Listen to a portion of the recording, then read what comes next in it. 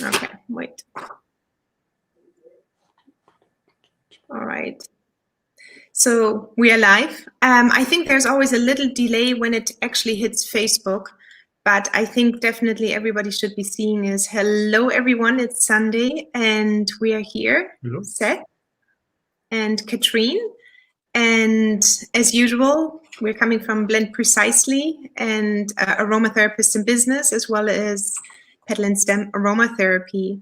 So we are here today, and if you have seen our little link coming from StreamYard, we wanted to talk a little bit about the pivoting of your business during Corona times, what happened to us personally in our business, but also what probably happened around the world and how we think we should be shifting a little bit the business or what we should be looking out for, because there are quite a few things. We are not fully being held hostage, of course. There's always something within creative minds and people, and especially aromatherapists. We have been always, as entrepreneurs, we always need to think outside the box. So we're here to maybe support you a little bit with a few ideas we are having, and so that's pretty much it. So a few things we're gonna cover today is, you know, creating a new plan for maybe your business. We will be also talking about evaluating or reevaluating your niche, and then also maintaining existing customer relationships. What can you do with the most important part of your business, which are the existing customers right now? These are the ones which will be there for you and you have already recruited into your business. So that is one big part. And then the last part we will see. But Seth is today in green, local solar power. We can also just take solar away and just say local power. I think that's very fitting actually with Corona. So what I think is right now happening in most cases, hello from Tennessee, hello Dan, nice to see you online. I think you just cut a big tree the other day, so you must be out and about all the time. So welcome Dan, nice to see you.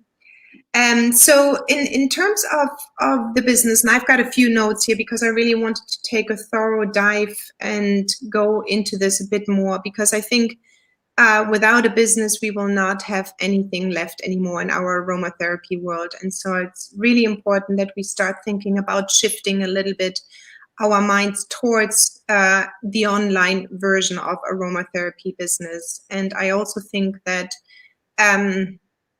my belief, at least, is that there will be no time very soon that we can go back to our traditional markets or farmers markets or meeting our clients in person and so on. So I think that will take a little bit time. So shifting or creating a new vision of your business is something really, really important. And so we have to start by analyzing our business right now, where we are. Where were the losses? Where are the gains, if we had any? And then just look at our numbers. And I think, Seth, you wanted to talk a little bit about from where we are in the business right now to shifting maybe towards, you know, something new. And just a quick backstory of myself. I do have my online business, Petal and Stem Aromatherapy. And the way it changed for me, and I'm working out of Portugal, the way it changed for me was mainly that the biggest decline happened earlier, or not even early in the Corona times, but around May, June, July, August, where all my shipments had huge delay. So we had like 6 to 8 weeks delay. I had customers come back to me and nobody was prepared for that, obviously. So I had customers coming back for me, slowly requesting their return of money. And in most cases, I could save it. A lot of them were extremely understanding of these times. It was beautiful. But I slowly had to shift and prepare, of course, my messaging differently. So I made it a point to mention that on my website. I was very upfront. It's like, yes, I can fulfill the order, but please be aware that I'm not capable of overseeing the shipping.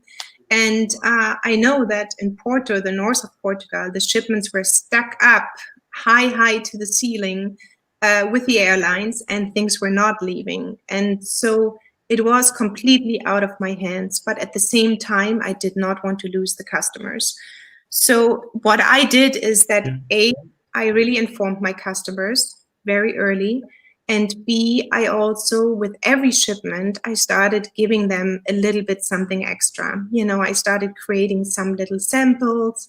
I sent those samples with the shipments. I had handwritten notes. I had special wrapped them in beautiful tissue paper. So I really put some extra love in for every single package which left my door.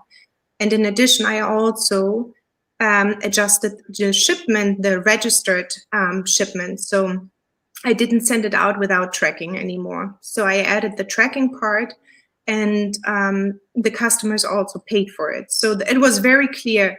I emphasized, please ship with tracking. So that's just a little bit of a backstory, what happened in my business. Now, towards the Christmas season, it's nothing what it was before last year, 2019, but at least I'm seeing a few customers coming back. Shipping got a little bit better, but not quite where it was last year. But Seth, I'm going to let you talk, because you also mentioned around polarization about COVID and how it should be handled. That is another big hot topic as well. Yeah, I would like to point out that as a producer of products, if that's what you do, you get hit twice on the shipping. One is when you get product shipped to you, and one is when you're shipping product to your clients. So you need a little extra planning just to accommodate all that.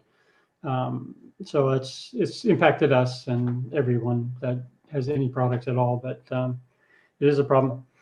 So yeah, I wanted to talk a little bit about the impact of COVID, particularly about ads.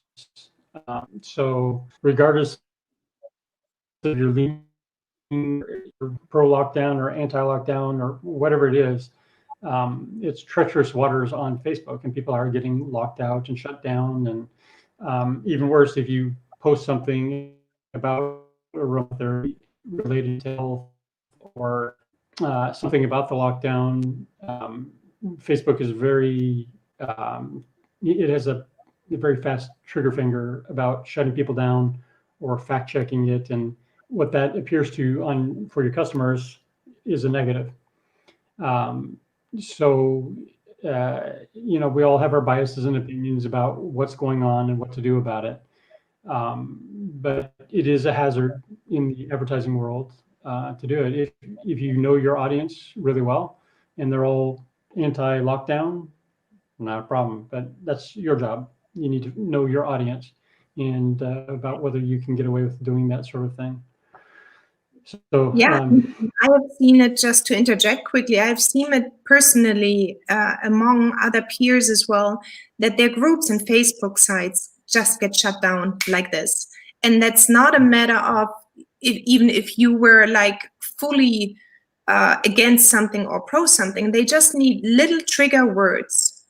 And even coming from the aromatherapy world, if you were to say healing cancer or anything else, Facebook has set up perfect algorithms to track you down and shut down your page and your group as well.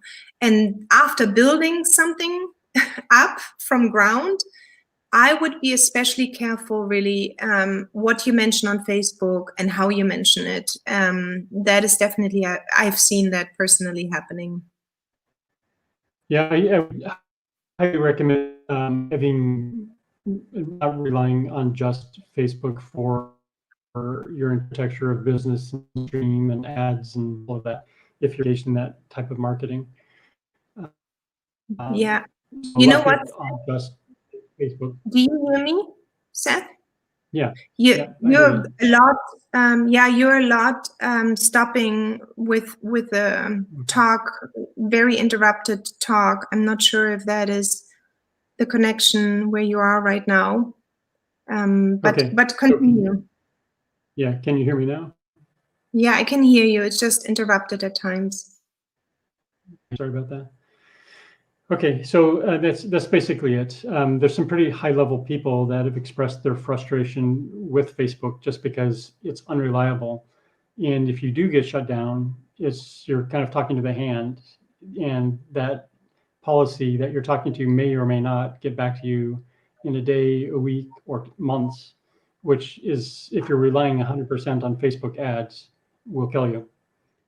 So you need multiple ways of communicating with your target audience and getting lead magnets in and this type of thing.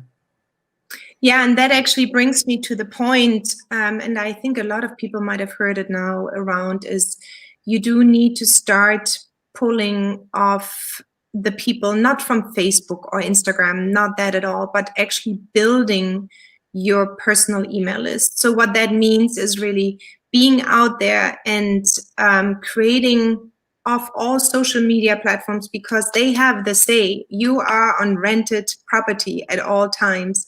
It's really important that you start creating an email list, or a list where you at least, or a CRM system, or whatever you want to call it. It's really important that you have somewhere on your local computer your customers or your potential customers. And if you don't have that, you don't have anybody to communicate to, and you also don't have anyone to basically sell to. So before we were able to maybe go onto art markets, meet our clients, we had all these personal conversations with them. I mean, I remember the times we visited our art markets. We could build our email list by putting out a little book. They were signing up onto our newsletter, and there we had it. But now that's not so easy anymore. So how do you actually shift from this online world, or just having one or two customers, and getting them onto your email list? So I think it is really super important that you start thinking, or definitely think about creating a simple blog or website or something where you deliver weekly content. And why you want to deliver weekly content is very simple, because you want to stay in contact with your clients or your potential clients. They want to hear from you. It's not that they can come by anymore and say, hi, this is me, and we saw each other last week on the farmers market. It's not happening, because you have to keep. Yeah, go ahead. If I can interject. So what Katrin is talking about is an entire skill set. And so when we first began with the online world, we weren't thinking well, and we were just ignorant of the facts of life on the online world. But it is a skill set to engage with people and cultivate an audience and to build traffic. And we hope to, in the not too distant future, to give you some better clues about how to do that. And we can certainly point you at people right now who's holding through that process. But it's not something that you will just get. We would like that to be the case for you, but unfortunately, everybody's getting forced into the online world, and you need some skills. You need to learn some things, and if you're not in that world already, you need to become familiar with that skill set. And that's just kind of the facts of life in the COVID time. Yeah, so, we were just sitting here before, and we were just trying to brainstorm a few ideas. And what I've been doing in the past and also right now is maybe teaming up with some local businesses. So before, I had, for example, with a massage therapist, we did a workshop, but it was obviously an on-site workshop where I brought my aromatherapy and she brought her massage. Now, that can happen online still. You can create online workshops. And yes, everything what you're not doing right now is going to be a learning curve. But it's important that we start looking around if we want to keep our businesses alive. So if maybe teaming up with someone like in a yoga studio, or with massage therapists, or even with the local grocery store or something else, there is always a possibility to maybe team up with someone. And you could also, yeah. Yep, sorry. So I just wanted to give you an example of some of the creativity that we've seen. Our daughter goes to a local school, and school has students that are on site, and that's the whole business model. Parents pay for the children to go to the school and that sort of thing. So to work with that, they found an international homeschooling system that they were able to partner with, which kept them alive. And it's a little more detailed and complicated about how they did it. But, you really need to look for those types of things. It's a different world, and you have to get outside your comfort zone and be creative and come up with new ideas. And fortunately for you, we got lots of them. We send them as core content as we send that to you. You know what, Seth? I really think you need to come down. I'm sorry to say that. Yeah, because the reception is unfortunately not well. My apologies. We have been having some issues here with our reception, and I don't know if they're working on the towers or if they're working in any other way, but it's been a little bit tedious for you probably to listen to. So my apologies. I have him come down because he was sitting upstairs. And you see also in the background, I've got all my photo studios and live studios set up. So that's why we moved a little bit. But what I wanted to mention actually as well, what I waited with for way too long was receiving a mentor. So what I did in the last year is literally trying to get a mentor who helps me with certain decisions and who has been working with many, many clients as well. So I'm gonna move a little bit aside. Here he is. So yeah.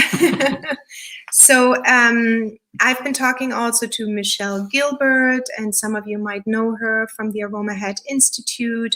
Then there's also the lady Sharon at Sedona. She does give business consultations. So finding a mentor, and you're so little right now, finding a mentor was one of the big things I should have done much, much earlier, and I didn't. And of course, there's always this piece of money out versus money in. But what I can pretty much guarantee you from my side was that a mentor just expedited the growth instead of going the, how do you say, treacherous long way. Right. That's basically it. Is if you have a mentor, they shorten the time and reduce the cost of your entire business. It's one of those things where if you pay up front, you have a much better experience. It's always a little bit painful to have an upfront cost, but in the long run, it really saves you a lot of time, money, and pain. Yeah. Another thing I did also in the business right now was creating a little bit less expensive products. Let's put it this way, because we are working with Blend Precisely, we can play around quite a bit with our profit margin. And then I'm pretty sure you know all about it now. But the Blend Precisely tool gives us the option to batch process to batch our sizes. So if you had, for example, a 50 milliliter bottle of some kind of a massage oil, you're now able to actually shrink the size a little bit and maybe give a few smaller sizes as an option. Another one is also that I've seen with my clients is samples, just an area of sample massage oils, rather smaller bottles than buying the big ones. So money is an issue right now. A lot of people have been laid off, but that doesn't mean we have to stop selling. We just have to adjust maybe a little bit to the current market, what they can bear. And that is often right now not as much money as they used to dish out for, well, they call it the luxury products. But I mean, I think aromatherapy is a product which is needed no matter what, because we know how many possibilities it gives you. So that was another thing I've done as well. And then also in the past few months, I've been working really, really hard to get my system down, to get my tools in place, to use, like for example, right now I'm using StreamYard and I'm able to stream this video to multiple channels. instead of posting. And so I was cutting time, and I'm German as well, but I'm trying to cut time wherever I can because I don't have endless time. I'm a mother, I'm a housewife, I'm a business owner, and we have 2 children. They're homeschooling. So there is a lot we are doing every day. So getting your system down, and that somebody told us that years and years back, and I think I mentioned that in our last live, how important it is to get your system down. So you want to know what your online marketing tools or meeting tools are, like Zoom or Skype. Offer your services online as well. Go live, be present for your people, meaning if you have an email list, wonderful. Let them know every week what you're up to. If you're on Facebook or Instagram, show up live, be there for Q&As, invite them for meetings. I created a meet-up group, which normally happens locally, but you can look it up. Meetup. I have Lisbon Essential Oils. I created a group there, and I've got at this point over 400 people on there. So we are meeting once a month, and I can also use, not use, but present there my services as well. And it's all about serving at this point. I think from where we were busy and we were able to sell, right now customer service is one of the big things, because we know one customer costs us a lot of effort to get into the door and a lot of money as well. I calculated it once. It's $80 per customer. I spend more or less on my time, on maybe advertisement time, on keeping them happy. So keep them. So that is just something. Maintaining existing customer relationship is more important than ever, because the word of mouth is still existing, especially around Christmas time, especially when Valentine's Day comes, when Mother's Day comes. And it might be very well that Corona will go on for another 6 months or a year. So getting your system, your tools into place is just utmost important. Yeah, one thing I would add to that is it's very easy to get carried away with buying all the tools. And yes. We've been guilty of this, where we grabbed all the shiny objects and played with them all, and realized that you can compromise your entire business just by spending too much on monthly fees for all these different tools. So you do want to be efficient, and it's a business, not a hobby. So you want to be careful about what you truly need and is truly effective, truly time-saving, and gives you money back. Yeah, so if I could choose today what tools I would be using right now in my business, if I were to start over again, is definitely have some kind of a landing page where people can sign up to your newsletter. Have Canva as my design tool. You can also use 99 Designs and PicMonkey. And then have a system how I can communicate to my audience or to the people I have signed up on onto my newsletter. So definitely creating weekly content. And then, of course, a social media platform. I would not go on to all of them. I would choose right now one, become really good at it, and then choose the next one. Maybe I would do 2, Facebook and Instagram, because I'm like, maybe I should. But even that, start out with one and master it. Look at the ad possibilities. People shriek back from creating ads as well, but I have not spent a lot of money at all to create ads. So there are possibilities to really go thoroughly about it, test the market, and spend tiny amount on ads, but it will bring you customers in. If you need any more tips there, send us an email. We are also preparing more for you. We're talking in relatively general terms, but behind all this is a lot of training and knowledge, and you need, if this is new to you and you are not familiar with the online world, you really kind of want to go through a process where you have like a course or some coach or some kind of information that comes in chunks that you can process and take step A and step B. Yeah, I prepared this one. There are 4 of them: content creation, and I'm going to link to it again: content creation, blog, landing page, website, social media, and nurturing your clients checklist. So if you haven't gotten this one, I'm going to link to it later in the post. maybe that is something which would be helpful. At least doing a few items of the list will already bring you a little bit forward. So that I think is really important. Surprising your customers just with something little, even if it is a personal message to them. I just found another way today, but that goes back into tools, which is called Bonbon. But you can record like a small little video and send it to them in an email, and it's not being flagged or anything else because they have a certain way of encrypting it. So I think we have to get creative. So that is basically my main message today. We have to become creative as business owners. And to really get out of your comfort zone. Yes. It is a really natural tendency to do what you know, and to stick with that and not to reach out. It's really hard for anyone to get into sales, for example, a big scary thing. So it really depends on your business and kind of what your clientele is and all of that. And it's all very different. Everything from massage therapists, which is completely different from somebody selling online products to massage therapists, or, there's a huge variety of how aromatherapists do their business. And so, yeah, I'll just leave it at that. Yeah, also another thought is just offer shorter consultations. Don't do the 60 minutes and 90 minutes right now. Maybe you can achieve something in 15 minutes. If you send them a contact form up front, they can fill that out very much in detail, and you can do that through Google Docs. They can fill that one out, and then you just have a 15 or 20-minute session.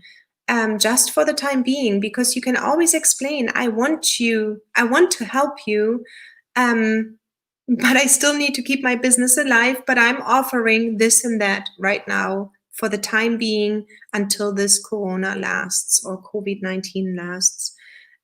Also, if you have local customers and you've got a Facebook page, a business page, local customer ads are very cheap.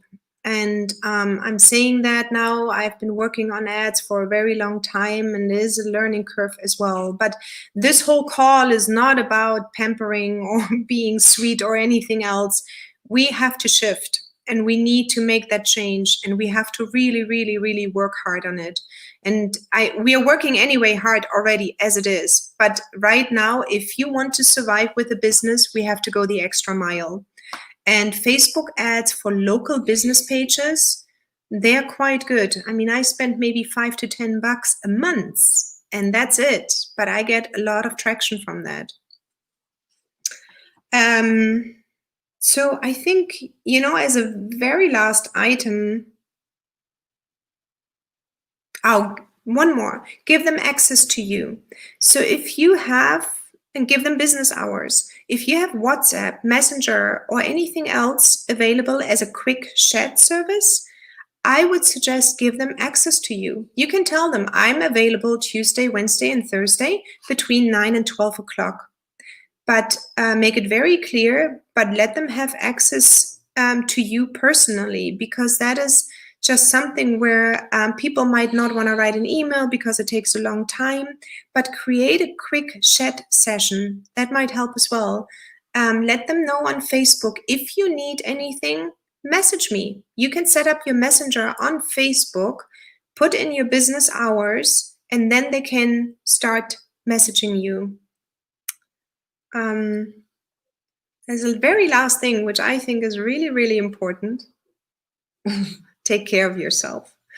If you don't exist, if you cannot get happy through the day, your customers will not see you. So I think it is really important to, first of all, give yourself a pat on the back, which I never like when Seth does it because I feel like a dog.